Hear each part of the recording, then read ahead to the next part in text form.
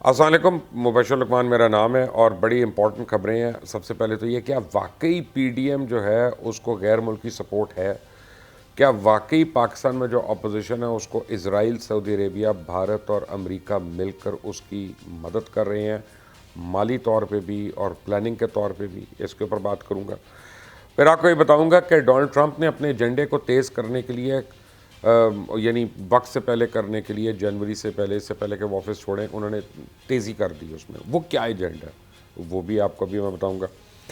اور لگتا یہ ہے کہ جو بائیڈن کے آنے سے عمران خان کی حکومت بچ سکتی ہے۔ عمران خان کے لیے وہ کیا فیکٹرز ہیں جو بائیڈن کی وجہ سے ان کے لیے بہتری ہوگی؟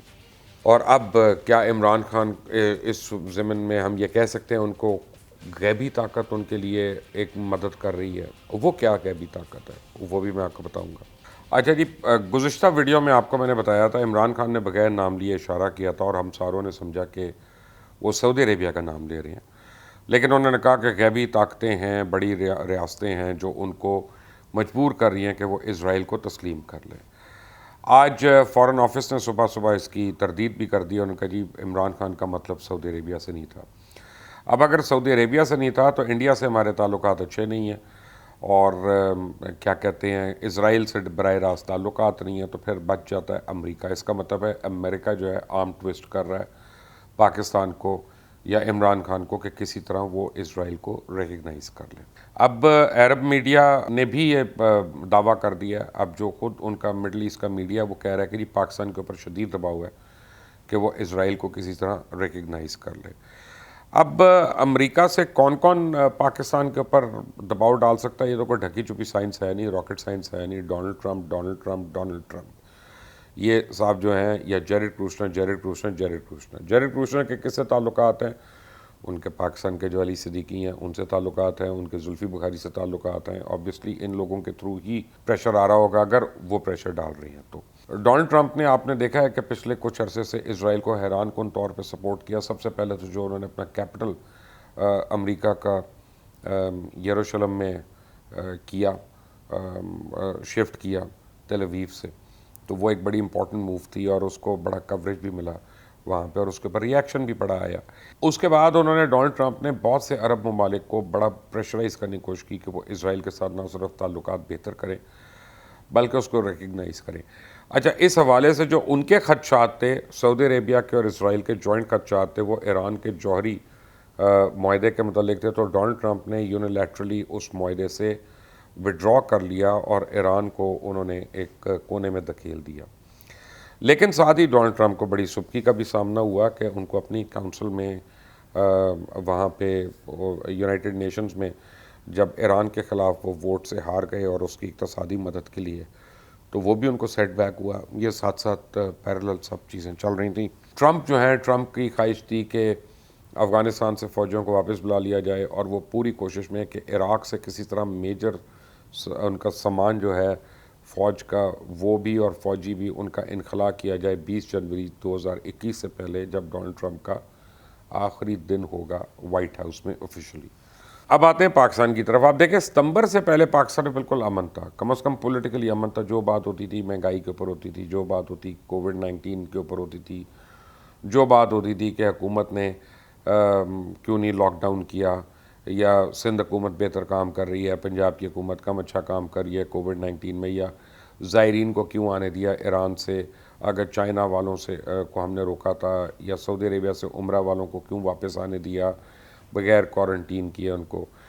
تو یہ ساری باتیں صرف یہ ہو رہی تھی۔ یکا یک پی ڈی ایم بنتی ہے، اور یکا یک اس کے پہلے ہی دن نواز شریف صاحب ایک کھڑاک آ کے بھرپور تقریر کر دیتے ہیں اسٹیبلشمنٹ کے خلاف، اور پھر دوبارہ وہ اس کو اپنے بیانیے کو بلڈ اپ کرتے ہیں۔ اس میں جنرل فیض حمید کا بھی نام لیتے ہیں، اس میں جنرل باجوہ کا بھی نام لیتے ہیں، اس میں جنرل عاصم باجوہ کا تو خیر سارے انہوں نے نام لے رہے ہیں، شروع سے لے رہے ہیں ابھی تک۔ تو یہ سارے لینا شروع ہو گئے، اور پی ڈی ایم کی تحریک میں ایک حدت آ گئی، اس میں ایک وہ آ گئی، سو مچ سو کہ پی ڈی ایم کے رہنما تو کہنا شروع ہو گئے کہ دسمبر اور جنوری میں رجیم چینج ہے یا میجر چینج ہے۔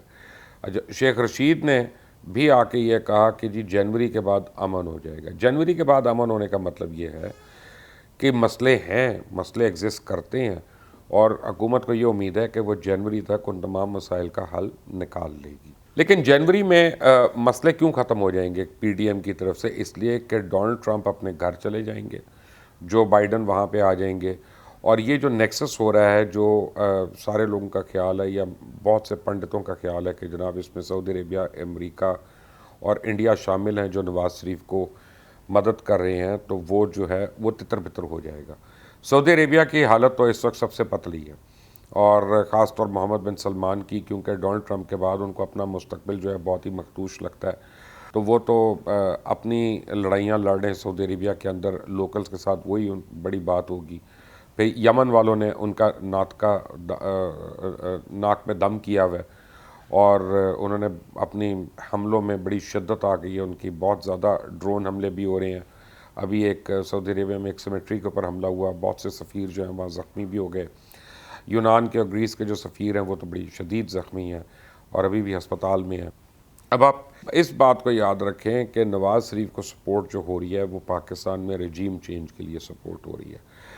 عالمی طاقتوں نے پہلے بھی کئی دفعہ کیا کہ جب پاکستان سے انہوں نے کوئی بات کروانی ہو, چاہے وہ افغانستان کے اندر جب آ رہے تھے ٹروپس وغیرہ یا کچھ اور آ رہے تھے, تو پاکستان میں رجیم چینج بڑی آسانی سے ہو گئی تھی. تو اب اسرائیل کی یا پرو اسرائیل لابی جو تھی وہ پاکستان کے اندر رجیم چینج کرانا چاہ رہی تھی نواز شریف کے تھرو, تاکہ پاکستان اسرائیل کو ایکسیپٹ کر لے. اب ڈونلڈ ٹرمپ کے الیکشن ہارنے کے بعد بہت لوگوں کے پلانز جو ہیں وہ تتر بتر ہو گئے ہیں, اور وہ توڑ پھوڑ کا شکار ہو رہے ہیں, اور لوگ ڈیسپریٹ ہو رہے ہیں. تو 20 جنوری کے بعد نواز شریف کی وہ طاقت نہیں رہے گی جو ان کی آج آپ کو نظر آتی ہے. 20 جنوری کے بعد محمد بن سلمان اس ڈرائیونگ سیٹ پہ نہیں ہوں گے جس میں وہ آج ہیں, اور 20 جنوری کے بعد اسرائیل کے لیے لابی کرنے والا امریکن پریزیڈنٹ جو ہے وہ گھر چلا جائے گا, اور 20 جنوری کے بعد ایران کے اوپر جوہری پابندیاں لگانے والا جو شخص ہے وہ بھی اپنی جگہ پہ نہیں ہوگا. 20 جنوری کے بعد ایک ایسا شخص ہوگا, ایک ایسی جماعت کا ریپرزنٹیٹیو ہوگا جو بائیڈن, جو پاکستان فرینڈلی کنسیڈر کیا جاتا ہے, جو پاکستان میں جمہوری اداروں کو اور جمہوری حکومت کو ہمیشہ فروغ کرتے ہیں. آپ کو یاد ہے کیری لوگا بل بھی جب آیا تھا تو یہی ڈیبیٹس یہاں پہ ہو رہی تھی کہ ہم جمہوری حکومت کو دیں گے, ہم کسی اور کو وہ $7 بلین کی جو پیمنٹ ہے وہ ہم نہیں کریں گے. اب سوال یہ پیدا ہوتا ہے کہ عمران خان نے ایسی کون سی حرکتیں کی کہ جن کی وجہ سے ان کی حکومت الٹنے کے لیے نواز شریف کو مینڈیٹ مل گیا. نمبر 1 تو اسرائیل کو تسلیم کروانا تھا. نمبر 2 اور 3 اور 4 جو ہیں وہ ہیں جو کی وجہ سے جنرل مشرف کا جانا بن گیا. اور لیکن ایک وہ میں آپ کو بھی بتاتا ہوں, لیکن سب سے امپورٹنٹ بات کہ سعودی عربیہ اور ایران کے درمیان سعودی عربیہ کے ساتھ تعلقات استوار رکھنا, اور ایران کے ساتھ دوری کرنا, اور ایران کے ساتھ کسی قسم کا اقتصادی معاہدہ جو ہے وہ نہیں کرنا, اور OIC کے مقابلے میں کسی نئے بلاک کا سوچنا بھی نہیں. یہ 2 چیزیں ایڈ ہوئی ہیں. جو 3 چیزیں پہلے تھیں جس کی وجہ سے مشرف کو بھی بڑی پرابلم ہوئی تھی, ایک تو یہ تھا کہ boots on the ground Americans چاہتے تھے کہ وہ خود فزیکلی یہاں پہ ہوں حالات کو مانیٹر کرنے کے لیے. دوسرا تھا کنٹرول آف گوادر, کہ گوادر جو تھا امریکہ چاہتا تھا کہ اس کے کنٹرول میں, اور تیسرا تھا اسٹریٹجک ڈسٹینسنگ فرام چائنا. تو اب یہ تینوں باتیں ایڈ ہو گئی ہیں. ان میں 2 باتیں جو ایڈ ہوئی ہیں, ایک OIC اور متبادل بلاک کی بات ایڈ ہوئی ہے, اور ایک ایران اور سعودی عربیہ کے درمیان جو بات ہے وہ ایڈ ہو گئی ہے. لیکن کرنا کیا ہو رہا ہے؟ غیبی امداد کا جو میں نے آپ کو کہا تھا کہ کووڈ-19 جو ہے بہت تیزی سے پھیل رہا ہے, اور ہمارے لیفٹ رائٹ ہر جگہ پہ نئے کیسز آ رہے ہیں, جاننے والوں میں ہو رہے ہیں, اللہ رحم کرے بڑے لوگوں کی اموات بھی ہو رہی ہیں. لیکن اس وجہ سے حکومت جو ہے وہ سیکشن 144 کو بڑی امپورٹنٹلی امپلیمنٹ کر سکتی ہے, اور وہ ہر قسم کی پولیٹیکل گیدرنگ کو عمران خان نے تو کہہ دیا کہ اب وہ نہیں ہونے دیں گے. لیکن اب اس پولیٹیکل گیدرنگ کو روکنے کے لیے ان کو وہ قوانین کو عمل میں لانا پڑے گا, جیسے دفعہ 144 ہے کہ 3 یا 4 سے زیادہ افراد جو ہیں وہ ایک جگہ پہ ایک ساتھ نہیں ہو سکتے, کراؤڈ نہیں کر سکتے. تو اپوزیشن اگر بہت زیادہ ریٹیلیٹ کر دیا تو وہ جلسہ تو کر لے گی, لیکن اس جلسے کی تعداد وہ نہیں ہوگی جو ہو سکتی تھی.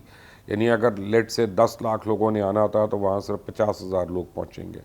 اگر 1 لاکھ لوگوں نے آنا تھا تو وہاں پہ صرف 10,000 لوگ پہنچیں گے, کیونکہ مختلف شہروں کی جگہ سے جب ٹولیوں کی صورت میں لوگ نکلتے ہیں جلسے میں جانے کے لیے, تو آپ سیکشن 144 کی وجہ سے ان کو وہیں پہ روک لیتے ہیں اور ایک جگہ پہ جمع نہیں ہونے دیتے.